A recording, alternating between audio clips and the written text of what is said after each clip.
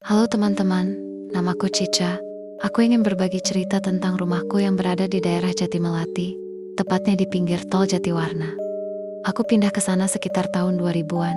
Saat itu mamaku membeli tanah kosong, lalu membangun rumah sendiri.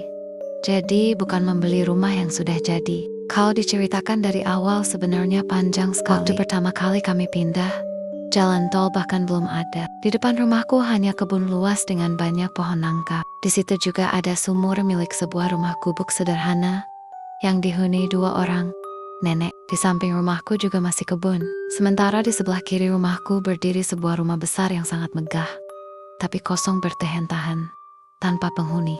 Di depan rumah kosong itu ada satu pohon rambutan yang cukup besar. Kamarku tepat berada di sisi yang berbatasan dengan rumah kosong itu. Sejak kecil, aku sering mendengar suara kuntilanak dari arah sana. Bahkan, tukang sayur langganan ART di rumahku pernah bercerita bahwa ia melihat bayi merangkak keluar dari rumah kosong itu, lalu masuk ke dalam sumur di depannya.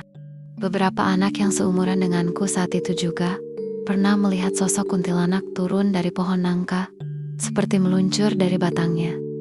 Di rumahku sendiri ada 3 kamar. Ada satu kamar yang sampai sekarang masih membuatku sangat takut untuk memasukinya. Dulu kamar itu kamar adikku, tapi sekarang menjadi gudang. Sejak aku menikah dan tidak lagi tinggal di rumah orang tuaku. Sejak kecil aku memang sudah takut dengan kamar itu. Bahkan hanya melihat pintunya saja, aku sering merasa tidak nyaman. Sampai akhirnya, sekitar 4 tahun lalu, salah satu tetanggaku mengatakan bahwa bagian belakang rumahku, tepat di area kamar itu, dulu adalah sumur mati yang kemudian ditutup. Dulu mamaku sempat menjadikan kamar itu sebagai musola. Tapi setiap kali aku sholat di sana, aku selalu merasa ada sesuatu. Aku sering melihat sosok hitam besar berdiri di sampingku. Rasanya seperti ada yang memperhatikan dari jarak sangat dekat. Ketika aku sudah dewasa, gangguannya justru terasa semakin kuat. Saat itu aku sedang kuliah semester akhir. Hampir setiap kali tidur aku mengalami error. Dalam keadaan itu, aku sering merasa seperti ada tangan besar yang memelukku. Seperti ada sesuatu yang bergerak di sekitarku. Hal itu membuatku sampai tidak berani tidur sendirian. Akhirnya seorang teman mamaku membawa aku ke seseorang yang dianggap orang pintar. Hal aneh langsung terjadi saat aku baru masuk ke ruangannya.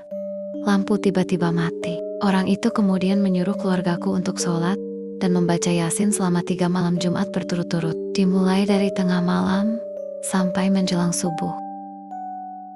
Setiap kali aku membaca Yasin, aku selalu mendengar suara ramai sekali, seperti banyak orang sedang berbicara atau berbisik bersamaan. Karena ceritaku sering diganggu itu akhirnya terdengar oleh moonman kantor mamaku. Salah satu security di kantor mamaku membawa seorang bapak yang juga dianggap memiliki kemampuan melihat hal-hal seperti itu ke rumahku.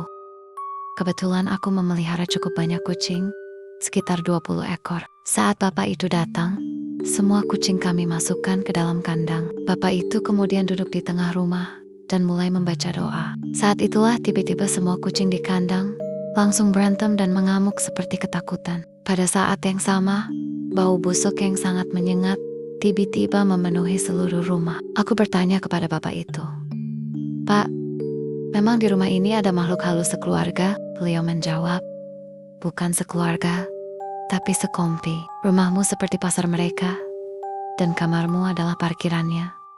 Menurutnya, pemimpinnya adalah makhluk kepala. Bau busuk yang sering muncul saat doa dibacakan juga berasal dari makhluk itu. Karena aku yang paling sering diganggu, akhirnya aku tidak boleh lagi ditinggal sendirian di rumah.